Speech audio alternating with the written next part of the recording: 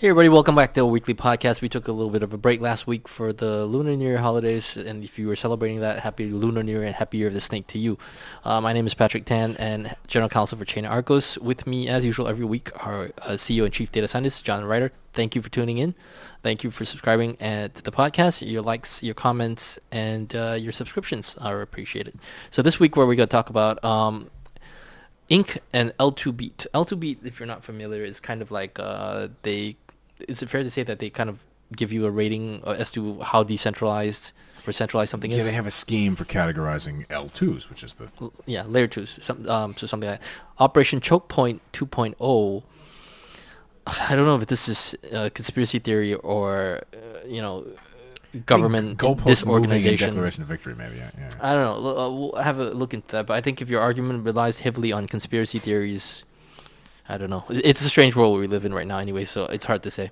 Then Athena's use of Blackrock's funds, so this is USDtb, and John will tell us a little bit more about that. I'm quite puzzled as to how this is okay, but, we'll find out. So let's just jump straight into it. We'll keep today's episode short and sweet. Tell us a little bit about Inc. and L2Beat and what exactly is going on. L2Beat has covered L2s. Layer 2s for a long time, and they have categorization schemes and ranking schemes and explain various degrees of control and designs and all kinds of things. So for quite a while, I've even had some public and some less public discussion with some L2Beat people about this, some Twitter exchanges and whatnot, where their characterizations of some things don't quite seem consistent with their own criteria. And it's not necessarily L2Beat's fault. The problem is that a lot of these things claim to be decentralized or aspirationally decentralized or, something when they're just run by some dudes. They're what in L2Beat vocabulary is a stage 0 roll-up, although I think, and as they're now acknowledging, you don't even qualify as stage 0 if your scheme doesn't credibly turn into a roll-up. So these are their own words, right? Most L2s do not have a proof system. Most L2s do not have a security council, some kind of vaguely diffuse owner administrator type thing. Many alternative data availability, whatever, L2s have quote, abysmal data availability trust assumptions. Quote, therefore, in most L2s, permissioned operators can steal or freeze your funds. And if you have a design that... Did they actually say that? That's a quote from their blog post describing this thing. Yeah. Well, I don't know. Therefore, in most L2s, permissioned operators can steal or freeze your funds. That's their own words. Right? And their point is that these are not... it may or may not be the case that a given system with a central operator who can steal your money is an L2, is a layer 2 scaling solution or not. But if you don't even have a plan to build into place proof system, various challenging, whatever, the technical details don't matter, then you don't really qualify as an L2. You're just a thing that some dudes with control over the money running a separate system. The whole point of having a ranking scheme here is that you have designs that will evolve towards solving some problem. A classic example here is, there will be some way of demonstrating a transaction is or is not supposed to be on the chain. You can prove it's fraudulent. You can challenge the inclusion. You can force it through. These are these fraud-proof games, those kinds of things. It's a mechanism for ensuring that no one has unilateral control, and maybe that scheme is only open to permissioned folks at the beginning. So there's a little game here where you can dispute validity, but not everyone can play in the game, testing, whatever. But if you don't even have a game, right, or then you're not planning on just, doing this. Many of these things are not recent. They're several years old. So what happened with Inc. in particular, so Inc. is run by Kraken, and Inc. launched as a stage 0 roll-up. And then when they got promoted to stage 1, basically saying it's no longer completely under the control of Kraken, they were excited about that. L2Beat promoted them from 0 to 1. And what that means is Kraken just admitted that they ran a completely centralized custodial system with no KYC for at least a month. That's an interesting thing to publicly acknowledge. They are not classified as other. Their thing does have a roadmap towards getting sensible. But finally, L2Beat is ejecting a bunch of these things from that stack. Listing, ranking, whatever. For example, Linnea, which is a consensus product that's being moved to other by L2Beat. So it's acknowledged, fully centralized, no plan to resolve that issue. So that's not really a layer 2 moving through stages. It's just it's a blockchain attached to another blockchain that somebody controls. That's a thing, right? But maybe you don't need to cover it. It doesn't deserve equivalent treatment with something that's trying to resolve an issue or whatever it is. Legally, it probably doesn't make a difference if you're planning on decentralizing or not, if you haven't. But it is a different conversation. Right? I mean, well, there's no reason to track it carefully. If there's no roadmap, then you don't need to be on the thing with a bunch of road. Like, no point calling you stage 1, 2, 3, 4, 5, 6, 7 if you're not changing. You just stage whatever you are. It feels pretty cynical at this point that we're not even trying to pretend some of this stuff is decentralized anymore, where it's, just a handful of, I don't want to say insiders, we don't know, just a bunch of. Well, in most L2s, permissioned operators can steal or freeze your funds. So, that pretty much spells it out. Right. Most of this, a lot of this is theater. And, okay, some people like the theater. It's just interesting to see that be made very explicit. Now, it's not immediate. I forget, it's a couple of months. They're giving people advance notice. There's a little clock with countdowns, actually, until things get recategorized. But a lot of these things, it's either enough software work that just basic developer software engineering stuff is going to take longer than that time to resolve it. And some of these projects just have straight up no plan. Their design does not admit such a solution. Okay. I mean, there you go. So it'll be interesting. They haven't, I think, others available as a category yet, but if you search for other, it's empty because they haven't been recategorized. So we'll see how this all looks when they finish. Their website's pretty good. You can search things, get details. So it's nice to see. I guess they're the best general source of information around various L2 designs, and they're just straight up admitting that a lot of them are not, even aspirationally decentralized. Bear in mind that if you click on the project name and go to the project website, it always says decentralized, even if, So that's interesting. It's nice to see L2 beat some sense. Yeah, there were some other various people in the Ethereum ecosystem saying they would no longer talk about stage 0, whatever roll-ups and those kinds of things because it's pointless from a decentralization perspective. We'll see if that continues to be the case. Don't really know. We'll see. All right, moving on to Operation. Just one last little bit on that. Most of the things they call stage 1. Anyway, there's a group of people that have total control over the system in many, if not all cases. So I wonder if simply we're going to have an update to this podcast in 18 months when they eject a whole bunch of those people for never having moved beyond a security council, which is still a bunch of people. Most of the time, usually it's total control. It's not always. This is complicated, but anyway. That's fair. Operation Chokepoint 2.0, I've read some of this stuff. Please. Okay, so there's a couple things going on here. So this was originally supposed to be a conspiracy within, or a coordinated effort within government agencies, primarily I think the FDIC, to debank people related to crypto. And now that's going back a couple of months. We've gone through the whole process, or at least a lot of the process. Yep. And I think there are maybe 3 main findings. The first is that the government's treatment of FOIA requests and disclosures and searches was not perfect, which is, of course, a problem. We've talked about this before. No one's defending those mistakes. Fine. Although, as I understand it, almost all large-scale FOIA requests results in some disputes, and the systems are probably not very good, and whatever. No. So we're not discussing the details of that beyond saying, yes, the government should do better, and it's also, I think, pretty common that people complain that their FOIA requests weren't dealt with correctly. And that's an issue, but has nothing to do with particular policies. If that comes up in, military, healthcare, medical, whatever, then it's just not a policy related. It's a general problem with the government semi-dysfunction, which, of course, we're not in favor of. Okay. Number 2 is the original claim was a coordinated effort to debank crypto folks, and we seem to have discovered that there's no evidence of individual debanking of much of anything. Yeah. So the evidence that's come out is different than that. So no coordinated debanking. I don't think anyone claims that any of the documents point to that.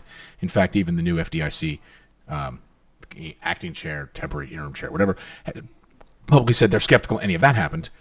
But there are a lot of documents that demonstrate that there was a lot of back and forth discussion, pushback, requests for information. Talked about this a little before.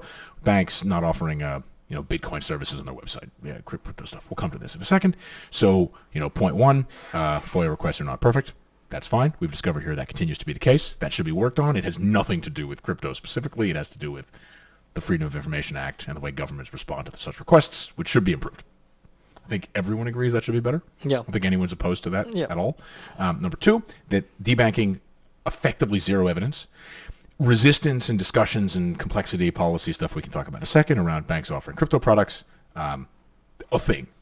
right? Debanking, not a thing. Something else like that, a thing.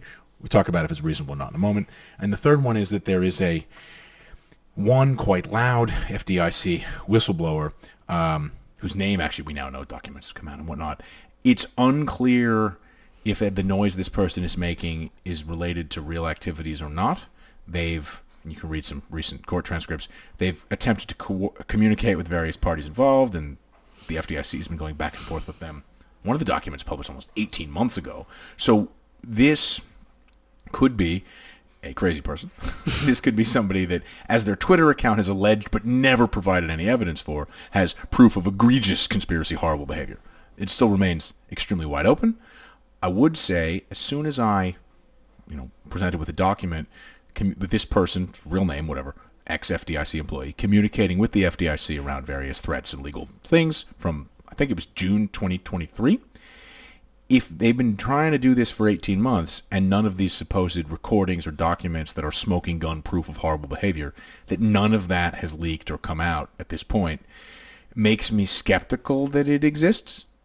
It might exist, but 18 months is a long time. Yeah. And then for somebody to just become extremely loud after the election, okay, but you'd have thought they'd be loud, allege the tapes, and then give some morsel to somebody, right? I don't know. We'll find out. But so those are kind of the three things, right? FOIA requests are not perfect. That's fine. We'll discuss the meat of the substance at the moment, which is a moving goalpost situation. And there is this whistleblower, but we don't know that they have any, the whistle's quite loud, but it's a crying wolf or not.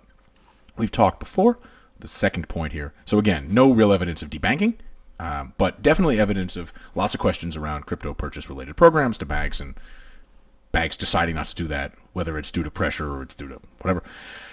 We talked about this a couple times. Bank websites don't sell lots of products. You can't buy washing machines. Right. In some cases, there are connections to insurance providers, other financial services providers, but they're always highly licensed and quite close. And I have not seen one document come out in this that's about banks not allowing money to be transferred to U.S. registered, regulated, whatever licensed crypto exchanges. If there were a bunch of documents saying stop outgoing wire transfers to whatever crypto exchange, that is debanking-ish. It's none of that. It's the bank is running a joint service with some service provider on the bank's website to the bank's clients to sell them Bitcoin. Usually it's Bitcoin. And they're pushing back on that. If they tried to sell insurance, they would get pushed back on that without going through the proper procedures. Or memberships at Sam's Club or whatever. Like, banks don't sell this stuff.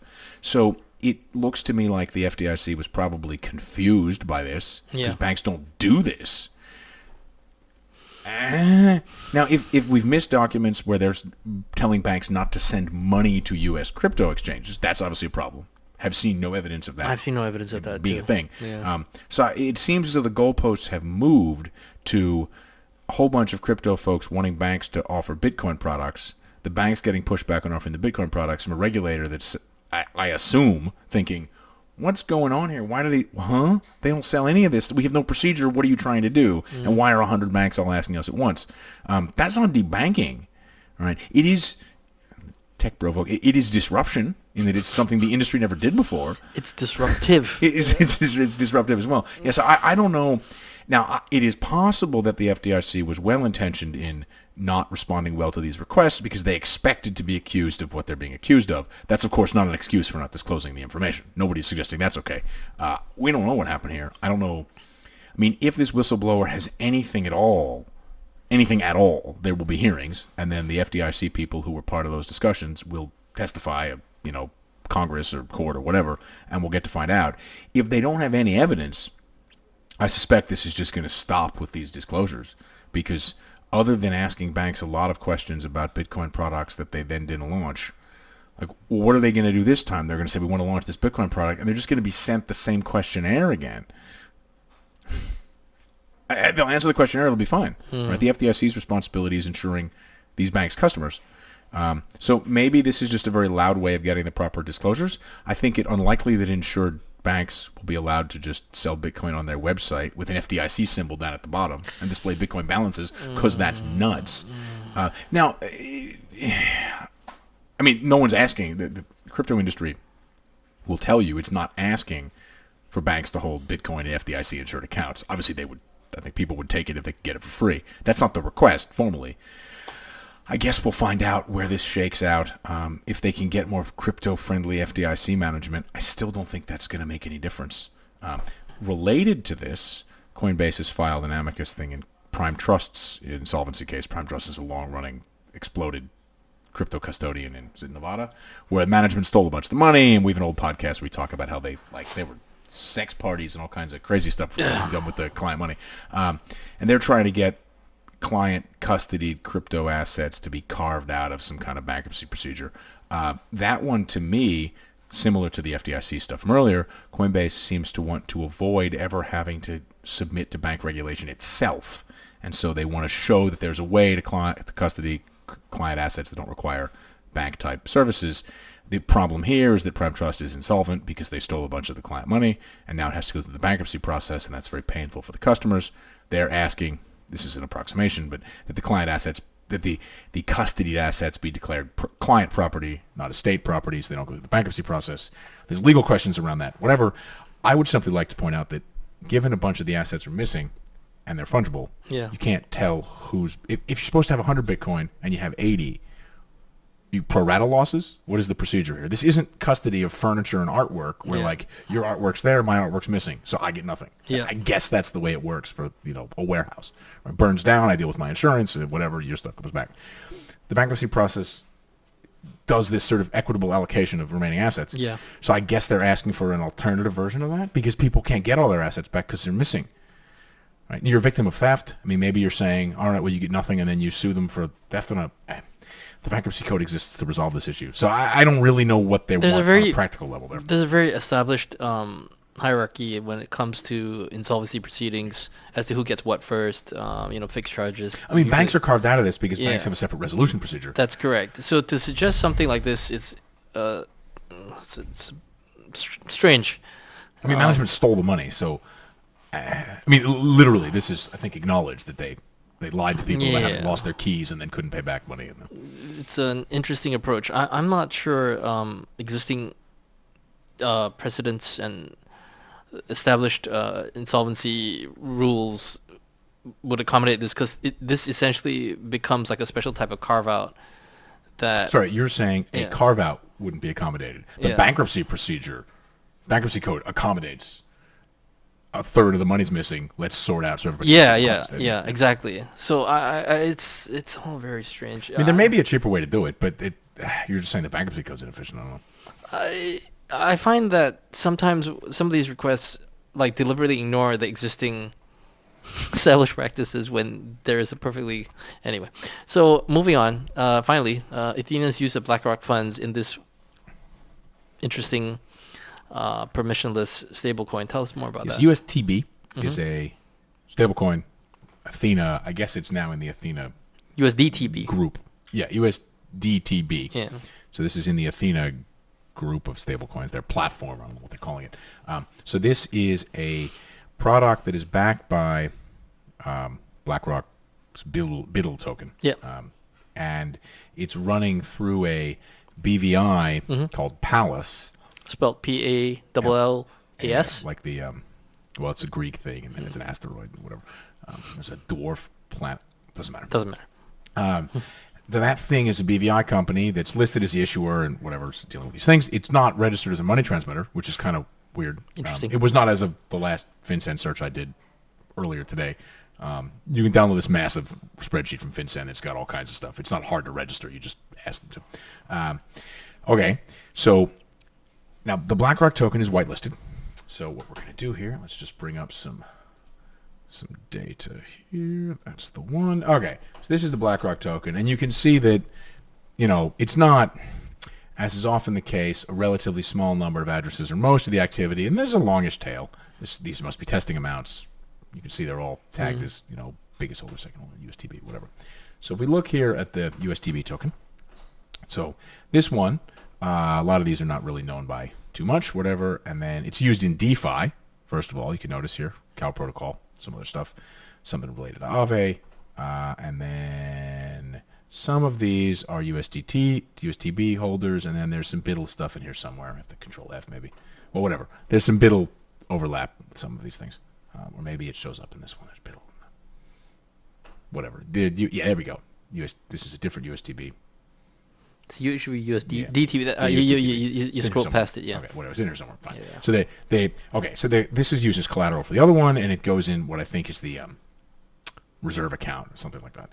Now, what's interesting here to see, so this is just USDtb volumes and the rest of it. So you can see here, hundreds of thousands a day, 5 transfers, 9 transfers, nothing going on, right? By addresses, it's extremely centralized. There's not too much stuff occurring here. The transfer sizes are pretty small, nothing smithing and burning. That's, single unit, whatever, recently. And, okay, same senders and receivers stuff. Very, very, this is in the last week. Very, very little activity for this thing. It's recent. Biddle has more action, but still, these amounts are bigger, right? But there's still not a huge number of people transacting the thing. So what's interesting to note here is that Blackrock is now backing a token that is used, Cow Protocol. Again, these are small amounts, but it's a tiny token. There's only a few million outstanding of this. Minting and burning are big, but there's not huge amounts of this stuff. Now, okay, we can turn the data off here for a second. So this token is set up in an interesting way. So it has permissioning capabilities in it. The contract contemplates a limited permission regime and then a no permissions regime. So whitelist only and then free. It's been pushed into the anybody can transfer it all at this point. So you go through the code and the terms of service and you work out exactly how this product works. Essentially, this Palace BVI that isn't registered as a money transmitter is saying only whitelisted people can mint tokens, but then once they're minted, anybody can do what they want with the tokens. And we see them flowing through DeFi. And you can see there's links to suspicious transactions and bad stuff and whatever it is, Russian exchange link type addresses. And BlackRock is okay with this. So if BlackRock's lawyers are okay with this, if BlackRock's lawyers know this is happening and are okay with this, then I guess we're at the end of the cycle here. So you can now transfer U.S. Treasury liabilities to anyone you want without any paperwork. You have to have not a broker, but someone buy them from a BVI company that isn't registered as a money transmitter and then sell them to you. But that person doesn't need to, that could just be a person. It just has to be acceptable to the BVI. So just a person doesn't show up on a sanctions list. And that's fine. So there's no controls. We don't even have to explain how to exploit that, right? People can figure it out. I would prefer if we didn't explain how to exploit that. I think we just did. So that's interesting. I mean, that's kind of the end, right? Because BlackRock is a huge regulated financial services business. And, okay. And on that depressing note... And it's not issued on a other categorized L2B to L2 yet. No. But if BlackRock launches one of those, then, we're pretty close to that, probably. And on that depressing note, thanks for tuning in. Depressing. Thanks for tuning in. Observation about the world. Thanks for tuning in. Thanks for all your engagement. We appreciate that. It helps the algorithm, helps us get this content out to people elsewhere as well. And till the next time. Sorry, I guess we should note, this one. We should note that we will come back and comment if the sizes go up. Because, of course, if it's $100,000, it actually doesn't matter. Right? So we suspect that won't happen, but we'll see. Just to raise the tone a little bit at the end there. And on that note, we'll see you next week. Have a great weekend. Talk to you soon.